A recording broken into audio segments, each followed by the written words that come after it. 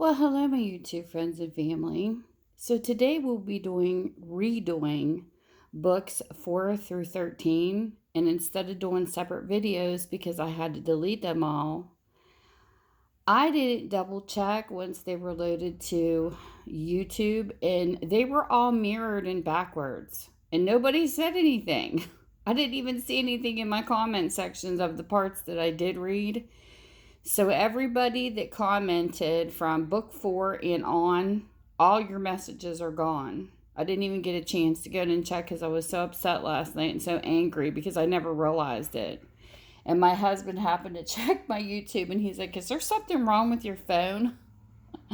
And I had to go in and it was a setting that somehow I had an update on my phone. I never touched the settings, and I even tried to reset the default, and it didn't work. So something happened, and there was a button inside my settings that got switched on that should have been turned off.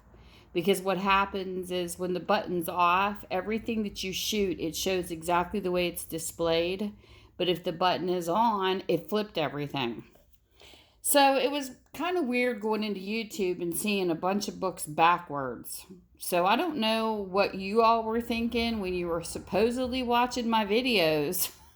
When you saw these book backwards, you should have said something. So, anyways, there was a bunch of videos deleted, and it's going to take me 2 to catch up. And I'm not going to do them all, redo them individually. So I'm just going to do them in groups until I get the 2 sets caught up to where we left off, and then I'm just going to move on. So anyways, the books of the day, I'm just going to show you what they are and read them. So we're going to start with The Associate by John Grisham. And this is book 4. This is a 2009 copyright.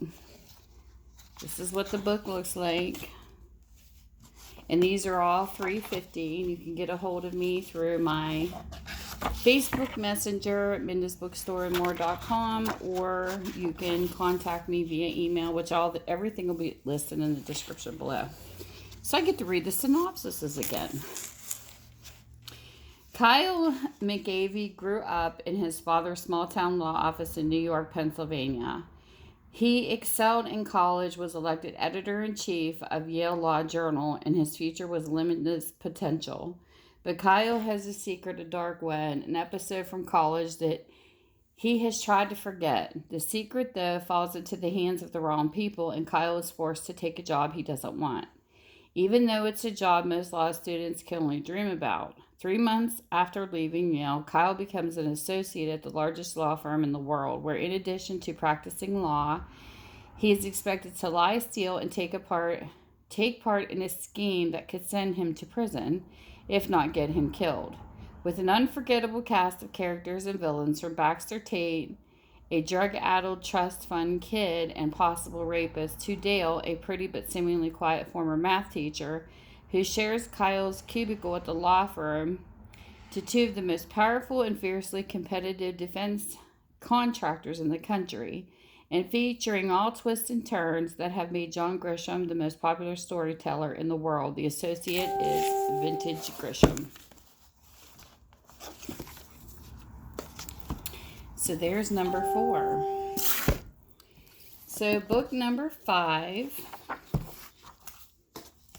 It is called Sudden Prey by John Sandford. It is a 1996 copyright. This is what the book looks like. So you have an idea.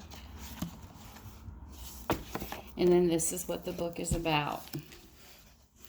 Revenge runs deep in John Sandford's most chilling novel yet. With his last 7 novels, John Sandford has proven himself a masterly thriller writer.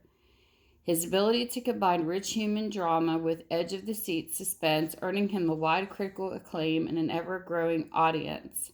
Many said his last novel, Mind Prey, was his best, but Sudden Prey is even better. It begins with a death and ends with one. For months, Lucas Davenport's men have been tracking a vicious woman bank robber named Candy. And when they finally catch up with her, she does not go quietly. In the ensuing shootout, she dies, and Davenport's nightmare starts. For her associates are even worse than she was, particularly her husband, a deep, violent man who swears inappropriate revenge. First, he will find the names of those who are responsible, then he will kill those nearest and dearest to them, just the way they did Candy. And so it begins. The husband of one officer is shot and killed, the wife of another is ambushed at work. When a third is attacked, is thwarted, the pattern becomes clear to Davenport, and with the urgency born of rage and terror, he presses the hunt, desperately trying to track down the killers before they can strike again. Before they can reach out for Davenport's own loved ones, but in his efforts, he may already be too late. John Sandford has written harrowing plots of people with unforgettable characters, and nothing to top the extraordinary twists and tensions of Sun and Prey. The stakes have never been higher, the shadows never deeper. So that's number 5. And book number 6, we have Upcountry by Nelson Demille. And the copyright on this is 2002. This is what the book looks like. Very pretty green.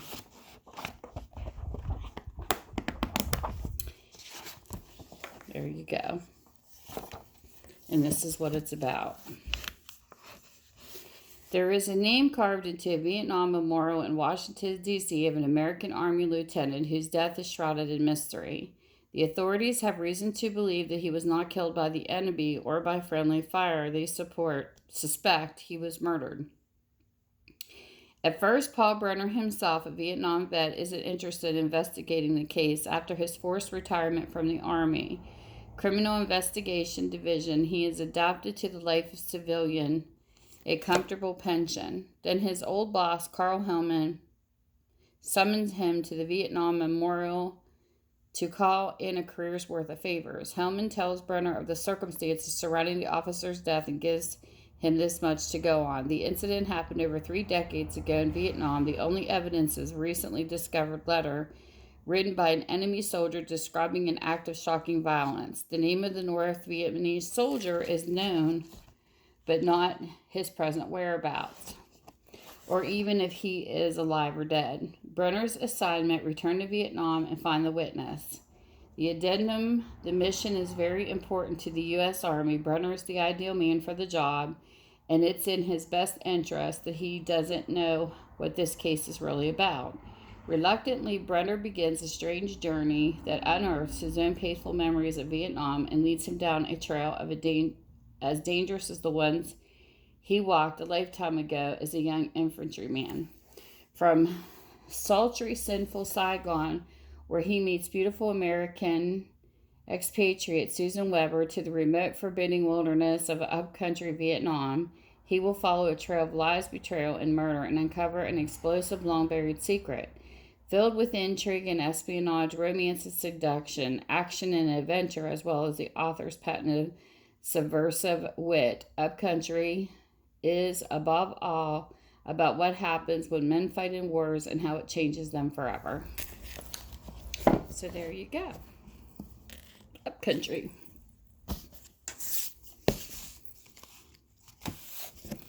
So the next book we have is called Prince of the City. It is by Robert Daley, and it is a 1978. And it's a blue with a black, and it's library bound. And this is what this looks like. And this is what the book is about.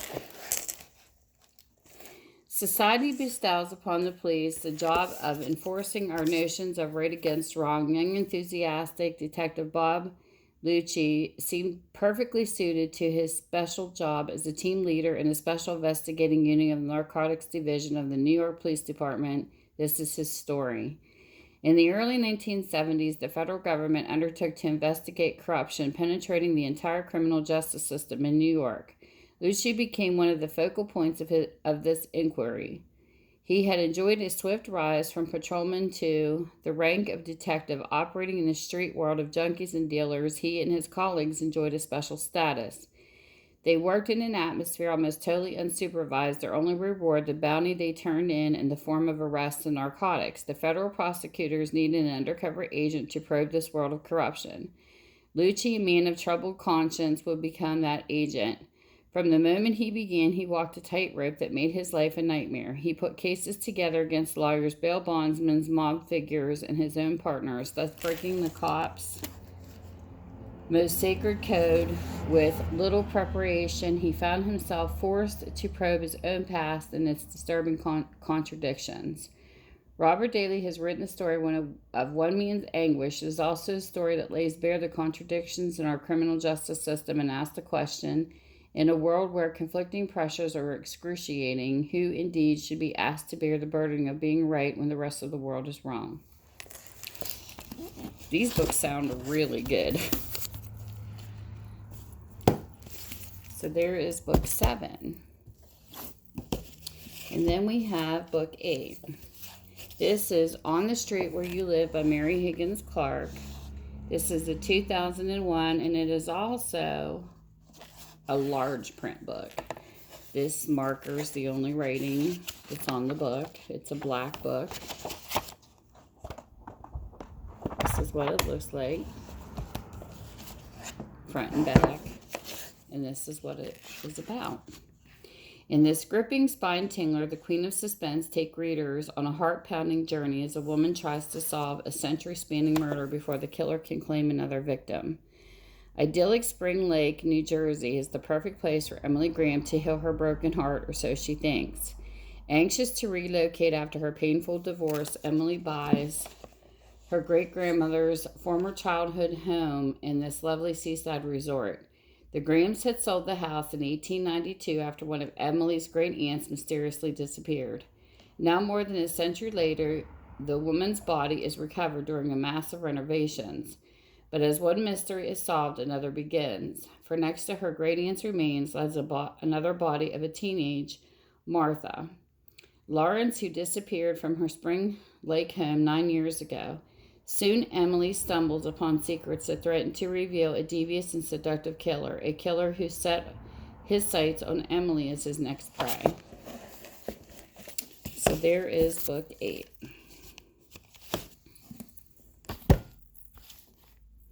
And then here is book 9.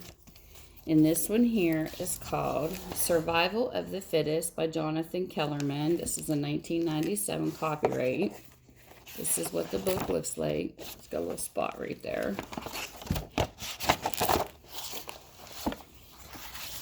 But for $3.50, you can't beat a nice hardback with a nice story. And if you decide to turn it into a junk journal, well, you just got yourself a reasonably priced book.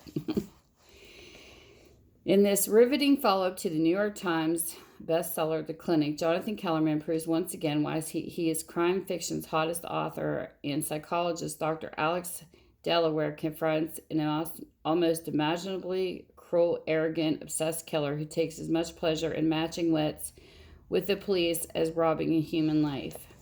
Survival of the Fittest. The slightly retarded 15-year-old daughter of a diplomat dies on a school field trip, forced or lured into a deserted corner of the Santa Monica Mountains and killed in cold blood.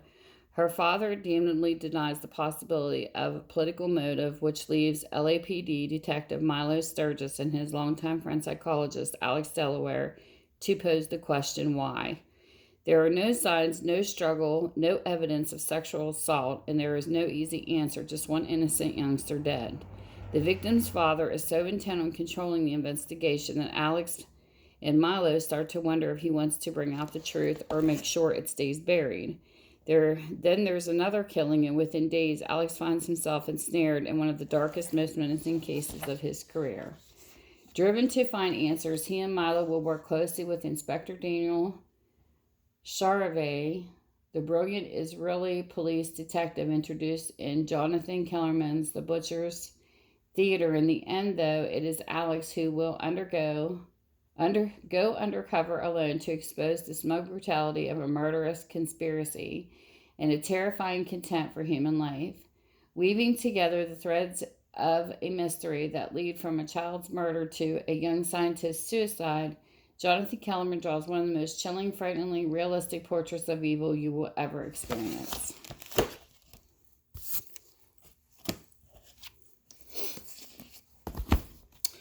So then the next book we have, this is called Zapped by Carol Higgins Clark. This is book number 10. And the copyright on this book is 2008. This is what the book looks like.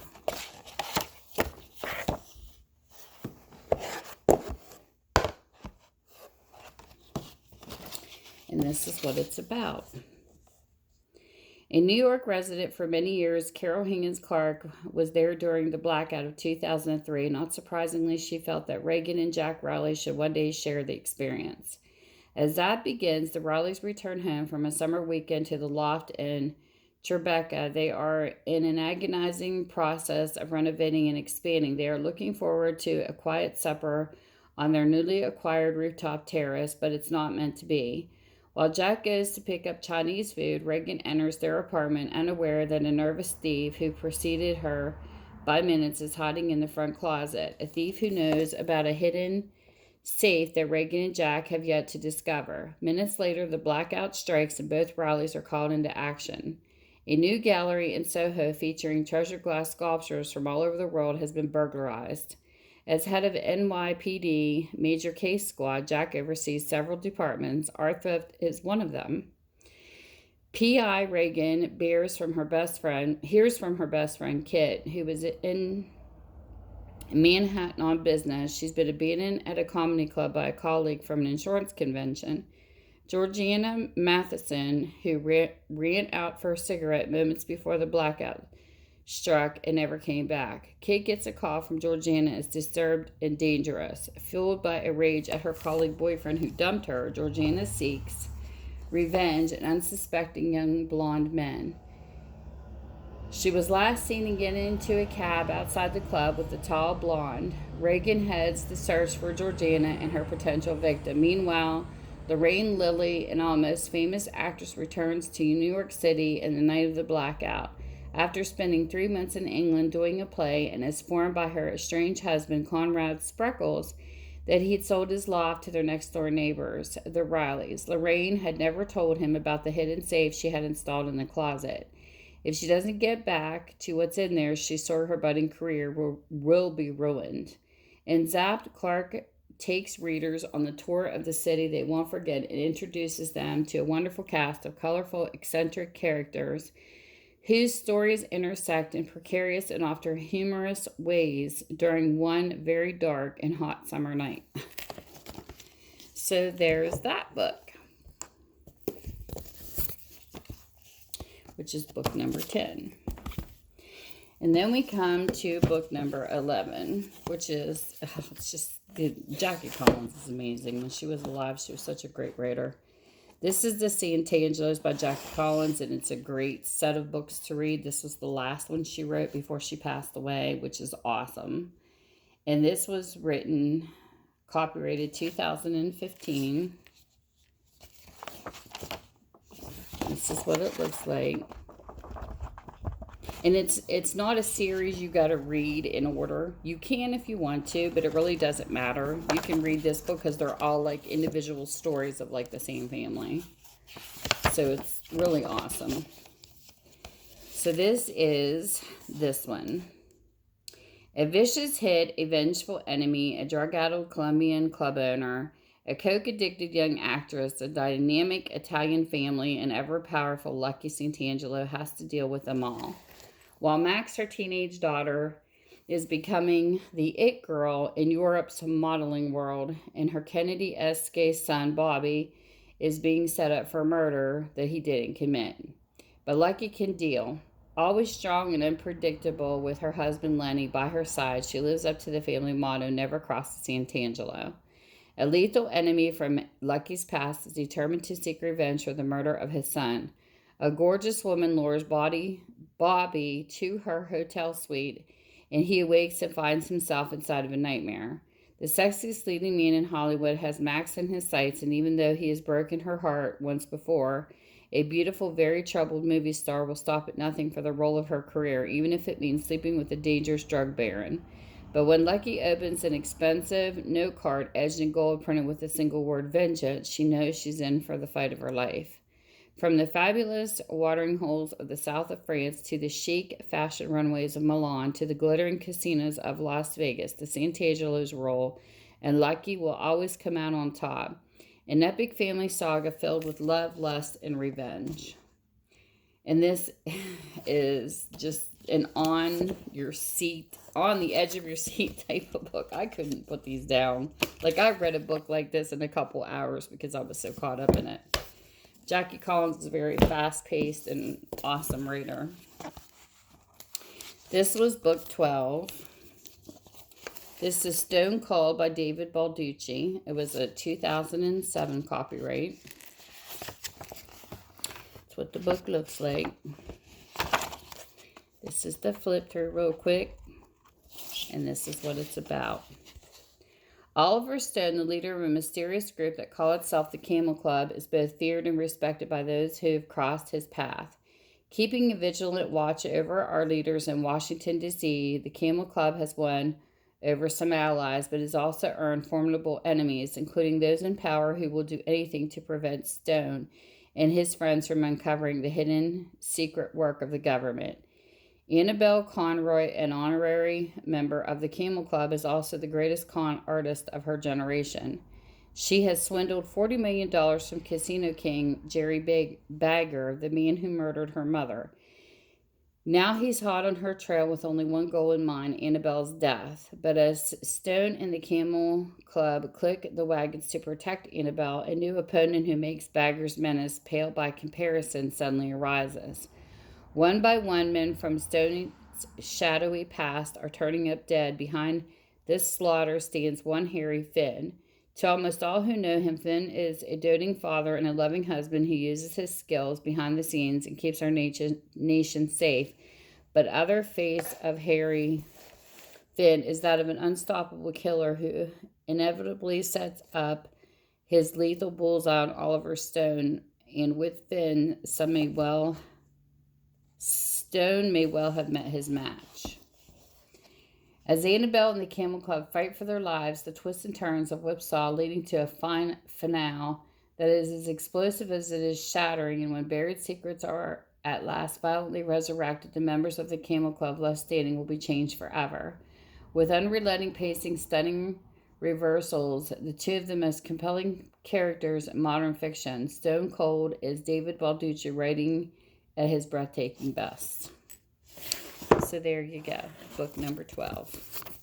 And the last book for today, and sorry if you've seen these before, is called Leaven War, and this is one big book. This is book number 13. This is what it looks like. The copyright on this is 1984. Pretty good shape for a 1984 book. And it is huge. Lots of pages. It's got a little tear back here. The jacket took a little bit of a beating. This is what it's about. Seldom, if ever, has the intensity and sweep of the Civil War been revealed with such deep emotion and truth as in this towering novel. Demonstrating once again his consummate skill in weaving fiction with fact, John Jakes recounts the adventures of two unforgettable families, the Hazards of Pennsylvania and the Maines of South Carolina, in a land ripped apart by the cataclysm of war. Far from a time of romantic chivalry and lofty heroism, so often and deceptively portrayed, these were in reality the most shattering years in our nation's history. The characters in the searing epic find their destiny in the reality and totality of conflict. Through the carnage of battle, the shadows of espionage, the glory of friendship, and the strategies of command, through heartbreaking loss, terror, lust, courage, and above all, love. Impeccably researched, Jake's saga spans the 5 fiery years between the Union's first disastrous rout and the Confederacy's ultimate surrender. It ranges from New York to Georgia, from the western deserts to the shipyards at Liverpool. It takes place in capitals and on battlefields on land and sea. In bedrooms, bars, bordellos, hospitals, prisons, ballrooms, it reflects brilliantly the vivid spectrum of human emotions. With astonishing creativity and unflagging peace, Leaven War is a meaningful, compassionate, and haunting experience in American epic. And there you go. There is the last one for today. And I want to thank you guys who did comment under the other videos. I'm sorry I had to delete them all, but it was my bad because I did not check because I didn't have time. My life has been like extremely busy lately. But I'm going to have to make sure this doesn't happen again. And hopefully, if one of you guys catch something, you will let me know too if something's backwards or doesn't look right. But ultimately, it's nobody's fault but my own because I should have rechecked, double check your recordings. So with that, thank you for visiting with me on my channel. I hope you guys have a great day and a fantastic weekend. And stay safe. Bye. Mwah.